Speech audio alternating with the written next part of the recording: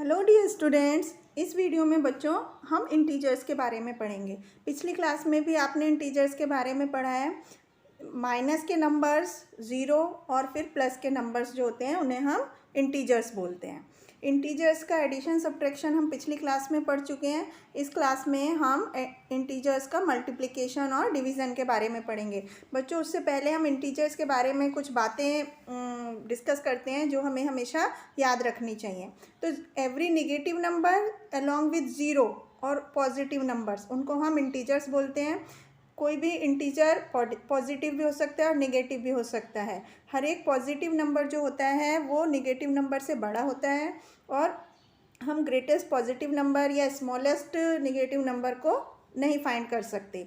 Zero जो है वो ना पॉजिटिव है ना नेगेटिव है और ज़ीरो हर एक नेगेटिव नंबर से बड़ा होता है और -1 ग्रेटेस्ट नेगेटिव नंबर होता है, क्योंकि हम जब लेफ़्ट में चलते जाते हैं तो नंबर छोटा होता जाता है।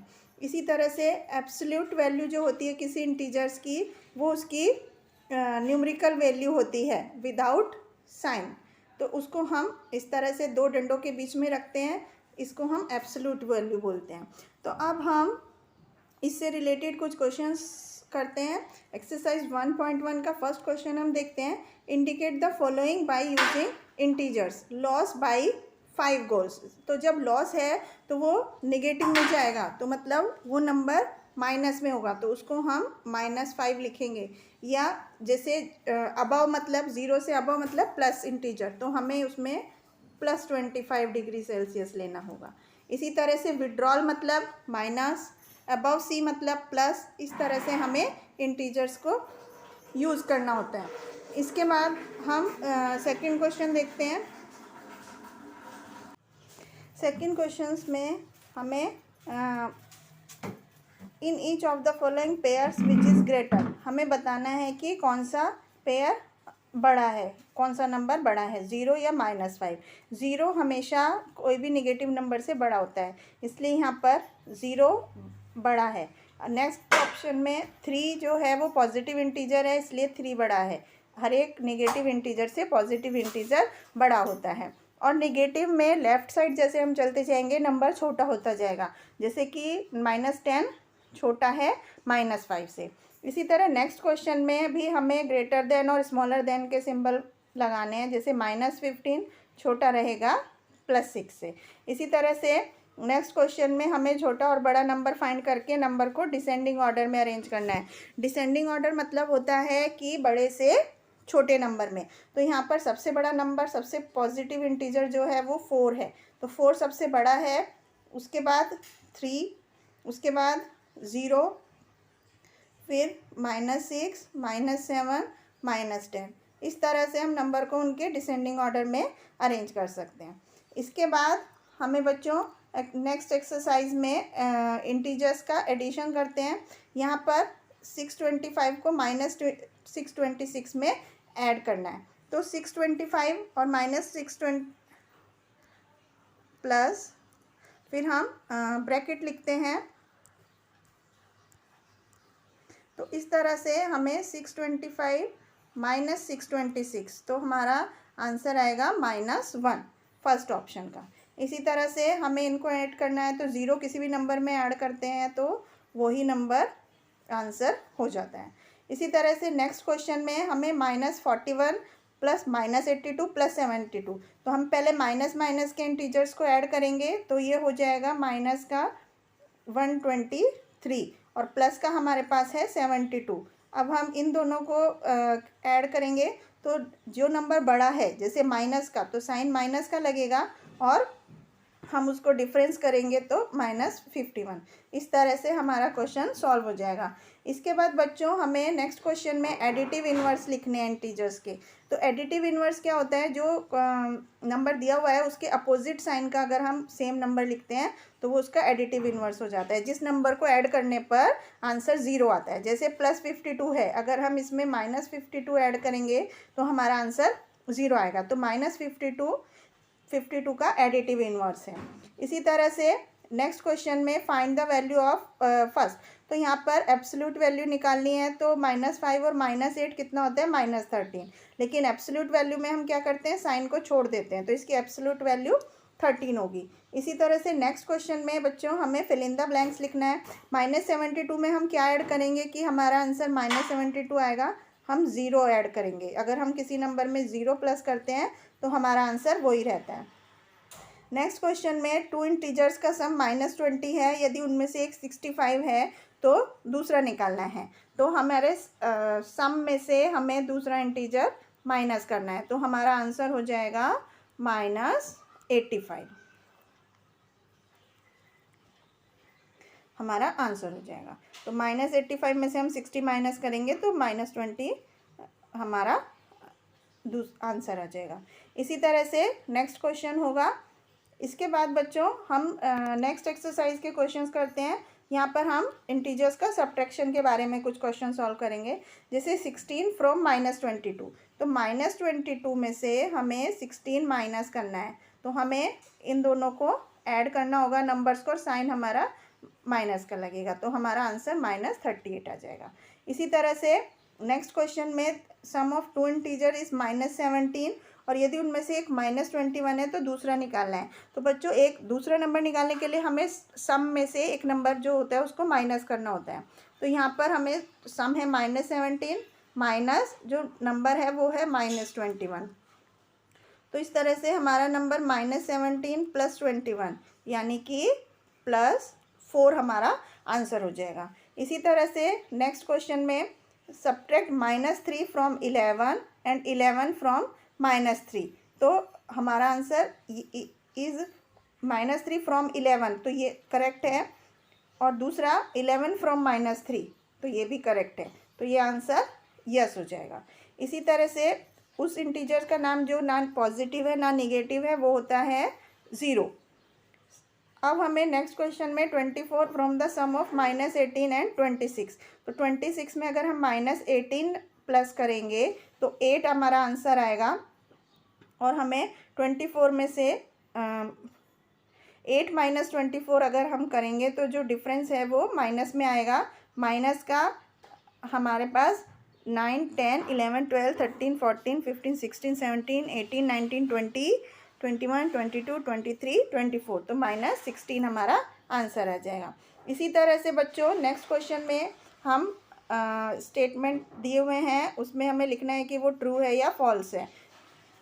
जैसे कि -5 और +5, -5 और +5 0 होता है, और 8 - 8 भी 0 होता है, तो ये इक्वल टू है।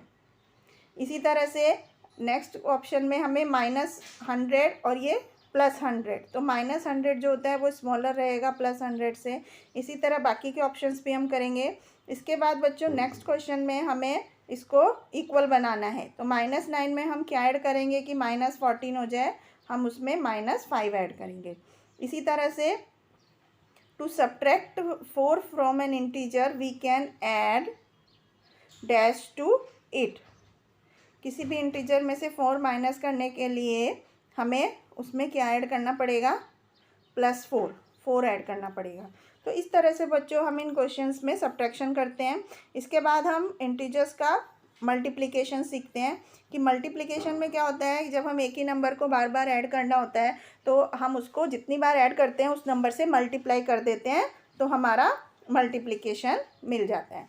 तो अब हम इंटीजर्स का मल्टीप्लिकेशन सीखते हैं। इंटीजर्स का मल्टीप्लिकेशन करने के लिए हमें कुछ प्रॉपर्टीज़ का ध्यान रखना है। निशान जो साइंस लगाते हैं हम उसमें किस तरह से लगाते हैं, जैसे कि जब एक ही तरह के इंटीजर्स को हमें मल्टीप्लाई करना होता है तो हमारा आंसर पॉजिटिव होता है। जैसे -2 और -3 को मल्टीप्लाई किया तो 6 हो जाएगा। इसी तरह से यदि हम एक इंटीजर है और उसको -1 से हम मल्टीप्लाई करते हैं तो हमारा आंसर -a हो जाएगा। और यदि कोई नॉन ज़ीरो इंटीजर है जैसे a, तो उसको उसके रेसिप्रोकल से मल्टीप्लाई करते हैं तो हमारा आंसर 1 हो जाएगा। इसीलिए 1/a को यहाँ पर मल्टीप्लिकेटिव इन्वर्स बोलते हैं, कि वो नंबर जिसको मल्टीप्लाई करने पर आंसर 1 आ जाए उसको हम मल्टीप्लिकेटिव इन्वर्स बोलते हैं। अब हम इससे रिलेटेड कुछ क्वेश्चंस की हेल्प से इसको समझते हैं।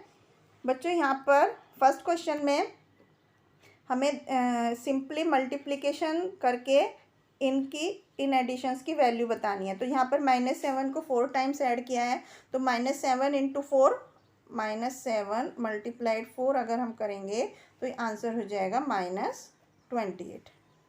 इसी तरह से बाकी क्वेश्चंस में जितनी, जैसे -8 × 3, क्योंकि यहाँ पर 3 टाइम्स ऐड हुआ है। इसी तरह से नेक्स्ट क्वेश्चन हम करते हैं, for any integer 4 what is -1 × 4, तो ये हो जाएगा -4। इसी तरह से नेक्स्ट क्वेश्चन में ये इक्वल होगा। इसी तरह से नेक्स्ट क्वेश्चन में निशान माइनस का लगेगा और हम इसको फिर सिंपली मल्टीप्लिकेशन करके लिख सकते हैं। इसके बाद बच्चों नेक्स्ट क्वेश्चन, हमें पता है कि किसी भी नंबर को अगर 0 से मल्टीप्लाई करेंगे तो आंसर 0 आएगा। अगर उसमें एक भी मल्टीप्लिकेटिव नंबर 0 है तो आंसर विल बी 0। इसी तरह नेक्स्ट क्वेश्चन में हमें यहाँ पर फिल इन द ब्लैंक्स लिखना है। -5 को हम -1 से मल्टीप्लाई करेंगे तो हमारा आंसर 5 ही आ जाएगा। इसी तरह से नेक्स्ट क्वेश्चन में हमें b का वैल्यू निकालना है इस तरह से कि b² = -b, तो b² अपॉन b =-1, तो b =-1 इसका आंसर हो जाएगा। इसी तरह से नेक्स्ट क्वेश्चन में हमें प्रॉपर्टी बतानी है, तो ये 0 हो जाएगा, क्योंकि किसी भी नंबर को 0 से मल्टीप्लाई करने पर आंसर 0 हो जाता है। अब हमें नेक्स्ट क्वेश्चन में बताना है कि ट्रू और फॉल्स की जो दिए हुए स्टेटमेंट हैं वो सच ट्रू है या फॉल्स है। To get the opposite of an integer, हमें उसे 1 से मल्टीप्लाई करना पड़ेगा? नहीं। To get the opposite of an integer, हमें उसको -1 से मल्टीप्लाई करना पड़ेगा? यस। तो इसी तरह से product of 5 positive integer is a positive integer? Yes. इसी तरह से बाकी के क्वेश्चंस को हम आंसर कर सकते हैं। अब हम नेक्स्ट पार्ट में इसका इंटीजर्स का डिवीज़न सीखते हैं। अगर हमें किसी इंटीजर को डिवाइड करना होता है तो हमें उसके रेसिप्रोकल से मल्टीप्लाई करना होता है। जैसे कि अब हम यहाँ के इसके रूल सीखते हैं। जब हम दो इंटीजर्स का क्वोशंट देखते हैं और अगर वो एक ही साइन के होते हैं तो वो पॉजिटिव इंटीजर होता है। जैसे यहाँ पर -42 को हमने -7 से डिवाइड किया तो हमारा जो आंसर आएगा वो प्लस में आएगा। इसी तरह से यदि दो इंटीजर में अपोजिट साइंस के हैं, एक माइनस का है और एक प्लस का है, तो हमारा आंसर हमेशा निगेटिव में आएगा। अब हम इसकी प्रॉपर्टीज़ देखते हैं डिवीज़न की, कि सबसे पहले यदि एक कोई नॉन ज़ीरो इंटीजर है तो हमारा आंसर उस नंबर को उसी नंबर से डिवाइड करने पर 1 आंसर आएगा। इसी तरह से ए को कोई भी इंटीजर को 1 से डिवाइड करने पर वो नंबर ही हमारा आंसर आएगा। इसी तरह से अगर हमें अपोजिट साइन के सेम नंबर को डिवाइड करना है तो -1 आंसर आएगा। और यदि एक नंबर 0 है उसे किसी इंटीजर से डिवाइड करना है तो वो डिफाइंड होगा। इसी तरह से कोई भी नॉन ज़ीरो इंटीजर्स हैं, अगर वो पॉजिटिव हैं तो हमारा आंसर पॉजिटिव आएगा। तो इस तरह से अब हम इसको एक एक्सरसाइज की हेल्प से समझते हैं। सबसे पहले क्वेश्चन में अब यहाँ पर अपोजिट साइन के इंटीजर्स हैं तो इनका आंसर माइनस में होगा, -9।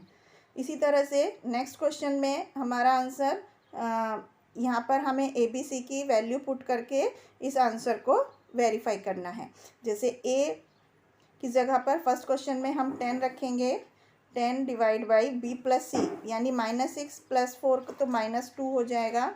इसी तरह से इज़ नॉट इक्वल, तो यहाँ पर आंसर हो जाएगा -5 लेफ्ट साइड का।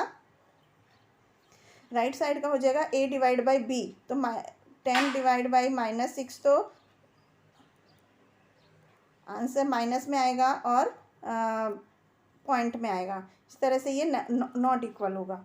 इसके बाद नेक्स्ट क्वेश्चन में हमें किस नंबर को -9 से डिवाइड करें कि हमारा आंसर 5 आए। तो हम 45 को अगर हम -9 से डिवाइड करेंगे -45 को, तो हमारा आंसर 5 आएगा। इसी तरह से A और B के नेक्स्ट क्वेश्चन में 4 पेयर बनाने हैं A और B के, जिससे कि A डिवाइड बाई -4 हो। जैसे कि -8 डिवाइड बाई 2 -4। इसी तरह से हम इसको अगर 4 से मल्टीप्लाई करते रहेंगे तो हमें वो 4 पेयर मिल जाएंगे। अब हम इससे रिलेटेड हमारी डेली लाइफ में जो प्रॉब्लम्स होती हैं उसको समझते हैं। जैसे कि अगर पॉजिटिव और निगेटिव इंटीजर्स किस तरह से लिए जाते हैं। जैसे अगर अबव 0 डिग्री टेम्परेचर होता है तो उसको पॉजिटिव लेते हैं, और 0 डिग्री से नीचे के टेम्परेचर को हम निगेटिव लेते हैं। प्रॉफिट है तो उसको पॉजिटिव में एक्सप्रेस करेंगे और नुकसान को निगेटिव में। बैंक में मनी अगर हम डिपॉजिट कर रहे हैं तो वो पॉजिटिव ली जाएगी, और अगर हम पैसा निकाल रहे हैं तो वो माइनस में लिया जाएगा। अगर हम किसी बैंक में मनी को डिपॉजिट करते हैं तो उसको हम पॉजिटिव इंटीजर लेते हैं, और अगर कोई बैंक से मनी विड्रॉ करते हैं तो उसे निगेटिव। इसी तरह से नॉर्थ डायरेक्शन को पॉजिटिव लिया जाता है और साउथ डायरेक्शन को निगेटिव वैल्यू में लिया जाता है। सी लेवल के अबव की हाइट को हम प्लस में और नीचे की हाइट को निगेटिव इंटीजर के जैसे लेते हैं। तो इस तरह से अब हम इस एक्सरसाइज में इससे रिलेटेड क्वेश्चंस को सॉल्व करते हैं। जैसे फर्स्ट क्वेश्चन में Ranjana started his journey by car, she travelled north of Delhi by 35 kilometre. तो नॉर्थ ऑफ दिल्ली हमने पढ़ा था अभी कि नॉर्थ डायरेक्शन को हम प्लस इंटीजर जैसे लेते हैं, तो इसको हम +35 लेंगे। और फिर उसके बाद साउथ में गई 85 किलोमीटर, तो साउथ को माइनस इंटीजर तो -85। तो अब हम इसको कैलकुलेट करके दिल्ली से रंजना की फाइनली डिस्टेंस को फाइंड कर सकते हैं। तो इस तरह से ये -50 आंसर हो गया। इस तरह से नेक्स्ट क्वेश्चन में भी Anjali had 550 rupees in her bank account, she deposited 250। तो डिपॉजिटेड मतलब +250, विड्रॉ मतलब -500, डिपॉजिटेड फिर +1500 और फिर डिपॉजिटेड 450, तो +450। तो उसके बाद हम इन सब नंबर्स को इंटीजर्स के साथ कैलकुलेट करके फाइनल वैल्यू निकाल सकते हैं। इसी तरह से नेक्स्ट क्वेश्चन में Sonam bought 2 skirts for 350 rupees each. तो दोनों स्कर्ट की कीमत कितनी हो गई? 700 रुपीज़। इसी तरह से 3 शर्ट फॉर 160, तो इसकी कीमत हो गई 480। तो अब उसने टोटल कितना मनी खर्च किया? 700 + 480, तो ये हो गई 1080। इसी तरह से उसने 2000 रुपीज़ का नोट दिया, तो उसको कितना रुपए वापस मिलेगा? 2000 में से हम 700 + 480 को माइनस कर देंगे। इसी तरह से हमें नेक्स्ट क्वेश्चन में उस इंटीजर का नाम बताना है ज़ीरो के अलावा, जिसको अपने आप से मल्टीप्लाई करने पर प्रोडक्ट जो है वो नंबर खुद होता है, तो वो इंटीजर है 1। इसी तरह से नेक्स्ट क्वेश्चन में 4 सेक्शन है किसी स्कूल में, हर एक सेक्शन में 35 स्टूडेंट्स हैं। यदि हर एक स्टूडेंट की मंथली फ़ीस 230 है तो हमें टोटल अमाउंट निकालनी है जो कि कलेक्ट हुई है। इसके लिए हम क्या करेंगे? हम सबसे पहले जो 35 स्टूडेंट्स हैं तो 35 × 230 करेंगे, 35 × 230, तो हमें जो टोटल अमाउंट मिलेगी वो हम लिख सकते हैं। इसी तरह से नेक्स्ट क्वेश्चन में an airport X is due north of another airport Y. An aeroplane leaving X flies due south for 380 kilometre. तो साउथ की डायरेक्शन को हम माइनस में लेंगे और airport Y is now 50 kilometre away. तो how far is X from Y?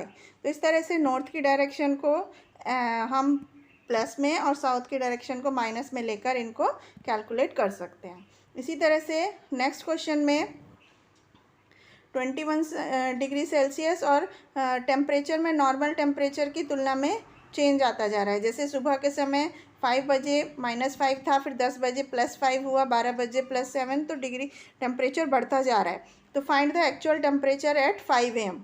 तो अभी नॉर्मल टेम्परेचर जो था वो 21 डिग्री सेल्सियस था और एक्चुअल टेम्परेचर 5 बजे था -5 डिग्री। तो 21 में हम -5 को ऐड कर देंगे, तो इस तरह से हमें एक्चुअल टेम्परेचर मिल जाएगा। इसी तरह से अलग अलग टाइम के टेम्परेचर में हम वो ऐड करते जाएंगे तो हमें एक्चुअल टेम्परेचर मिल जाएगा उस समय का। तो इस तरह से हम इंटीजर्स के मल्टीप्लिकेशन और डिविजन्स के क्वेश्चंस को सॉल्व करते हैं। ये था इंटीजर्स के बारे में।